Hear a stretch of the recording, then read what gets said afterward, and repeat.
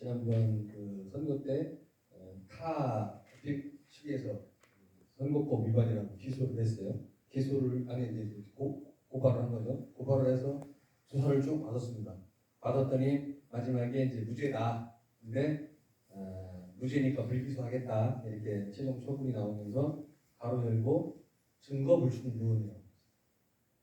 그러니까 너는 심증상으로는 죄가 있는 것 같은데 증거가 좀 없어서 너 불기소 처분한다 이렇게 해놓은 거예요. 그래서 그 왜 그런 겁니까라고 물어봤더니 만약에 그냥 무죄 혐의 없음 이렇게만 끝나면 말씀하신 대로 제가 형사보상 청구를 할 수 있기 때문에 증거 불충분이라고 말 하나 딱 달아놓으니까 죄가 없다고 보기는 애매한데 증거가 없어서도 불기소 무죄다 이렇게 되니까 형사보상 청구 대상이 안 되는 거예요.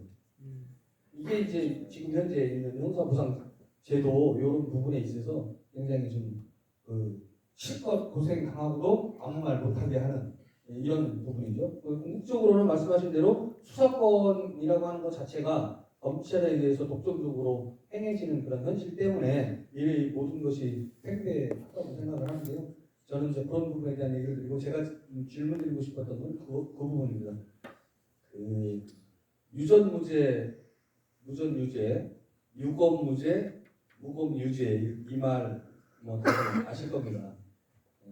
그런 부분들을 뭐 하나는 좀 사법부에 대한 불신에 대한 문제고 또 하나는 검찰에 대한 팽배한 불신을 단적으로 드러내는 그런 말이라고 생각이 되는데 장수찬 교수님께서 그 시민에 의한 국민에 의한 수시적 통제라고 하는 그런 측면에서 검사장이나 이런 부분들을 선출하는 부분 참 요원한 얘기긴 한데 사실 그게 꼭 필요한 일이라는 생각이 들어요. 판사뿐 아니라 검사장 이런 부분들이 시민의 권력에 의해서 시민의 어떤 위임된 어떤 선출 과정이 있어지게 된다고 하면 이렇게 무분별하게 무작위적으로 자기 입맛에 맞게 때로는 어떤 범죄에 대해서는 기소율이 0.2%, 자기 범죄에 대해서는 0.2%, 일반 형사사건에 대해서도 33.6%인가 이렇게 만들어 놨다가 근데 이제 그 사건 기록을 영화에서 더킹이라고 하는 영화에서 보지만 어디 검찰청 어디 창구에 잘 써놨다가 필요할 때 꺼내요. 왜? 수색 게시문안이 있으니까 언제든지 필요하면.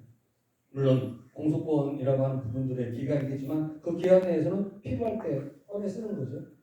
뭐 조금 지금 현재 이런 얘기를 꺼내서 죄송스럽긴 하지만 민주당 내 돈봉투 사건 이미 오래전부터 준비되고 수사했던 내용인데 여러 가지로 힘들고 어려운 상황이 되니까 사건에서 검찰이 좀 궁지에 몰리거나 현 정부가 궁지에 몰리면 필요할 때 딱 꺼내 쓰는 이런 부분들 때문에 어떤 우리가 헌법 개헌이라고 하는 그런 차원에서 정말 민주적 선출 제도를 이런 좀 더 확장해서 해야 될 필요성이 있다고 생각하는데 어떤 그런 부분들에 대해서 뭔가 좀 우리 황운하 식당위원장님이 현역 국회의원이시니까 국민적 어떤 청원이라든가 이런 걸 통해서라도 좀 개헌 운동을 실질적으로 좀 강화시켜야 될 때가 오지 않았는가. 그 외에 많은 게 있지만 특히 이런 사법부 또는 검찰 이런 부분에 대해서 꼭 필요한 일이라는 생각이 들어서 의견을 제시해봤습니다. 네, 감사합니다. 이제 조금 있다가 우리 발제자 분께서 일괄해서 멘트를 해주시고 또 토론자분들께서도 이에 대해서 각각 말씀하실 게 있으면 말씀 듣는 시간을 갖도록 하겠습니다. 이어서 정기현 전 의원님. 예, 정기현. 우리 소영한 우리 의원이 이야기한 거하고 대동소이한 부분이 있는데요. 이 장풍찬 교수께서 제안하신 수직적 민주적 통제가 공급적인 민주주의에 관한 길이라고 생각이 되는데요. 지금 저희들이 이제 지방자치제도 실시해서 직접 우리 시구청장 단을 직접 선출하다 보니까 우리 지방이 굉장히 많이 변화되고 다양화되고 이렇게 하는 그런 발전의 길을 걷고 왔는데 마찬가지로 검찰권의 민주적 통제를 위해서는 직접 선출하는 제도 이 부분이 좀 주요 의제로 다뤄져야 될 것 같습니다. 그런데 지금 법조계에서의 그동안의 기득권 있는 기득권, 법조계 중심적인 하기 위한 방향으로 생각한다면 시민 권한 쪽으로 내려오기를 아마 거부할 수도 있을 것 같긴 한데요. 그래서 그 부분을 정치 쪽에서 정치 발전 쪽의 영역에서 좀 문제 제기를 해주시고 전국적인 그 정치 학계에서 먼저 그 문제를 좀 문제 제기를 해주시고 시민 사회 운동으로 같이 좀 발전해 나가면 이후 개헌 내지는 법률 개정에 한 발짝 좀 더 나아갈 수 있지 않겠나 하는 측면에서 우리 정치학계에서 좀 먼저 좀 문제 제기를 국민적으로 해주시면 고맙겠다 하는 말씀드립니다. 네. 역시 이제 이에 대해서 그 장철 교수님도 답변하실 그 말씀이 있으실 것 같은데 잠시 후에 듣도록 하겠습니다. 최계순 전 시의원님. 네, 저도 앞에서 하신 이야기하고 비슷한데요. 장수찬 교수께서 얘기하신 저는 검찰권의 근본적인 그 목적은 국민의 인권 보호라고 생각합니다. 그런 측면에서 오늘 얘기하셨던 주권자로서 어떻게 통제할 것인가 이런 측면에서 정치권에서는 많이 이야기가 됐지만 검찰 개혁에 대해서 국민들 내에서의 그런 그 인권을 보호하기 위한 제도를 어떻게 마련해 갈 건가가 오늘 하나 얘기하신 거는 검사장을 직선제로 선출한다 이런 말씀하셨는데 그쪽 영역에서 조금 더 많은 확산되는 논의가 있어야 되지 않는가 이런 생각을 좀 가졌습니다. 그래서 덧붙여서 장수찬 교수께서 좀 더 생각하시는 바를 말씀을 좀 해주시면 어떨까요? 말씀드립니다. 네. 또 이제 이쯤에서 그만하셔. 네. 우리 장경태 정책위원장님.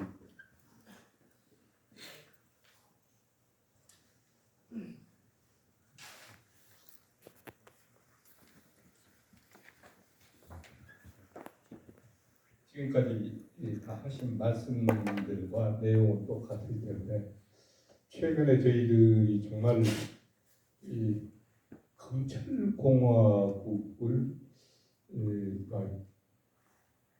이렇게 우리 앞에 다가올지도 모른다는 그런 걱정들을 했는데 막상 이렇게 부딪히고 보니까 정말 무력감을 느끼고 정말 흔히 백주 대낮에 강도질을 이렇게 하고 있는 것을 우리가 목도하고 있는데 어떻게 해볼 수 없는 그런 상황에 처해 있는 우리들을 때로 이렇게 보면서 굉장히 좀 좌절감을 느끼기도 했는데 우선 이번 그 헌재의 판결과 그리고 의미를 충분히 오늘 우리 발제자 교수님도 그렇다 토론자분들 다양하게 지금 정리를 해주셔서 굉장히 유익한 시간이었다는 말씀을 드리고 이제 중요한 것은 향후 우리가 이걸 그러면 어떻게 그 대책을 세워 나갈 것이냐 검찰권이 순수하게 정해진 헌법 가치에 따라서 자기들이 해야 될 그 역할에 충실할 수 있도록 만드는 것은 우리 법률 제정권을 가진 우리 입법부에서 다양한 제동 장치를 걸고 막아낼 수 있는 방법들이 나는 많이 있다고 생각을 합니다. 그렇지 않습니까? 지금 엄청난 조작, 난조를 통해서 어떠한 개인에게 정말 감당하기 어려운 그런 고통을 주고 그런 억울함을 이렇게 입힌 그 검사들이 이후에 단 한 건도 그 사람들이 그런 수사와 그런 그 기소를 통해서 입혔던 피해에 대해서 책임을 진다거나 이런 것이 없거든요 지금. 그러니까 보세요. 지금 우리 당 대표 얘기를 해서 좀 그렇긴 합니다만 이건 거의 의도된 계획된 수사 기소 지금 오만 난리를 다 펴고 있는데 이것이 나중에 사실이 아니었을 때 그런 무리한 수사를 하고 조작 날조를 했던 그 부분에 대해서 책임을 물을 수 있는 이런 어떤 법적인 제도적인 이런 장치를 다양하게 조금 마련해 나가야 되겠다. 우리 당의 지난 180석에 가까운 의석을 밀어줬을 때 조금 좀 발통을 일찍 걸어서 제대로 수사청, 기사청 좀 분리도 시키고 초반에 바로 시행했으면 가능했고 그렇게 크게 문제가 되지 않았고 지금같이 이렇게 불행한 대통령이 되어서는 안 될 사람이 대통령이 되는 이런 사태는 오지 않았을 것이다라고 생각하면 지금이라도 우리가 또 학자들이 다양한 연구를 통해서 법적 제도적으로 이런 장치를 마련해 나갈 수 있었으면 좋겠다는 바람이 있습니다. 네, 좋은 말씀 감사합니다. 이상으로 우리 방청석에서 많은 분들이 이렇게 참여해 주셔서 감사합니다. 이상으로 방청석 의견 질문 듣는 것은 마치고 시간이 좀 너무 많이 지나가지고 그래서 아마 장수찬 교수님 같은 장수민 교수님께서도 지금 여러 그 방송 질문에 하실 말씀 굉장히 많으실 것 같아요. 그런데 시간 때문에 좀 몇 분쯤 필요하실 것 같아요. 최대 한 5분 이내 말씀해 주시고 한 3분 해주시면 더 좋을 것 같아요. 예. 좀 간단하게 말씀드리면요. 이제 그 제가 미국에 살 때 지방선거를 하면은 한 38장에서 42장 정도 찍었어요. 그러니까 42명 정도를 뽑는 거죠.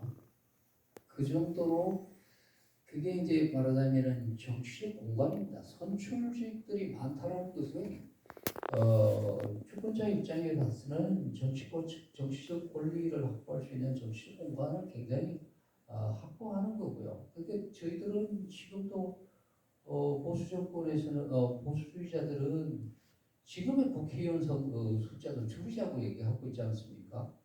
기본적으로 한국에서 쓰고 있는 보수주의자들의 어떤 정치적인 방식은 정치적 배신이 안 돼요. 정치 때리기를 하는 거죠. 그래서 정치 공간을 줄이면은 기득권자들의 어떤 자기권이 이런 것을 확보한다고 보여져요.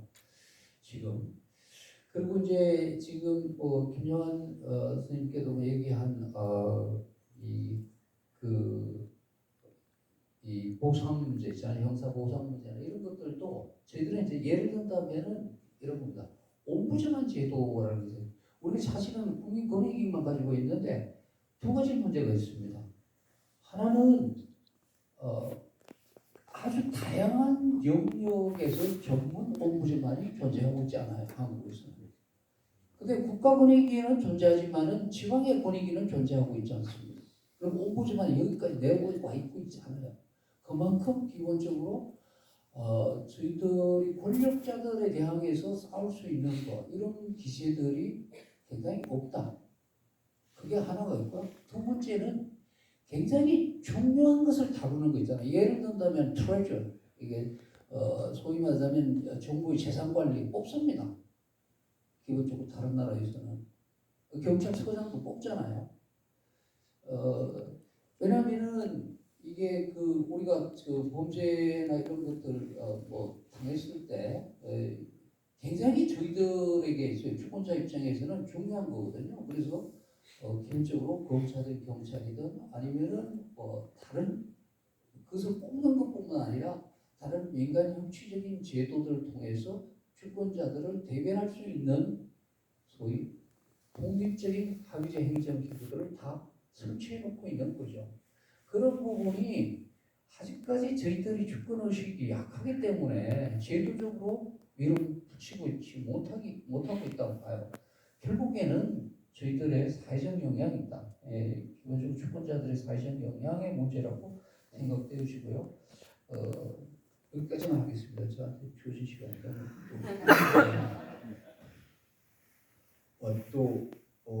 우리 이영선 변호사님, 조준 변호사님들한테 특별한 질문이 있었던 건 아니지만 혹시 멘트해 주실 게 있으시면 특별 없으시면 이제 서부학 교수님께서 마무리 해주시는 걸로 제가 마무리하시기 전에 잠깐만 말씀드리면 아까 우리 장동태 위원장님 말씀처럼 최근의 사례는 그 유우성 간첩 조작 사건이라는 게 있습니다.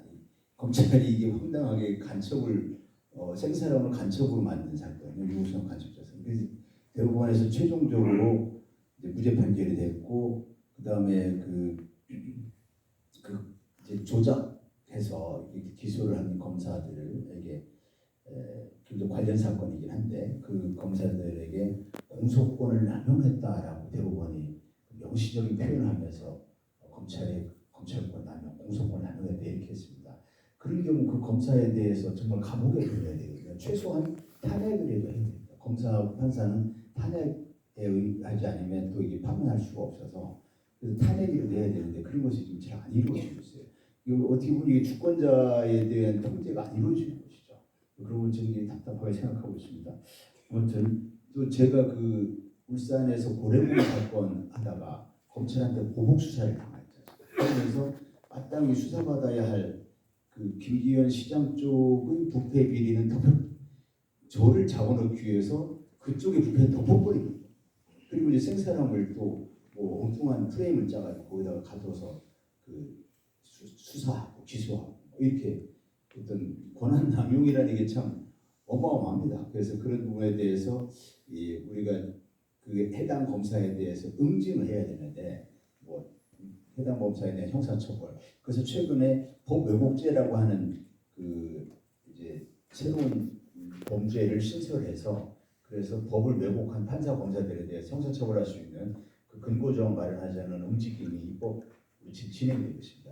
다각도로 진행되고 있는데 우리 시민들께서 굉장히 답답하실 것 같아요.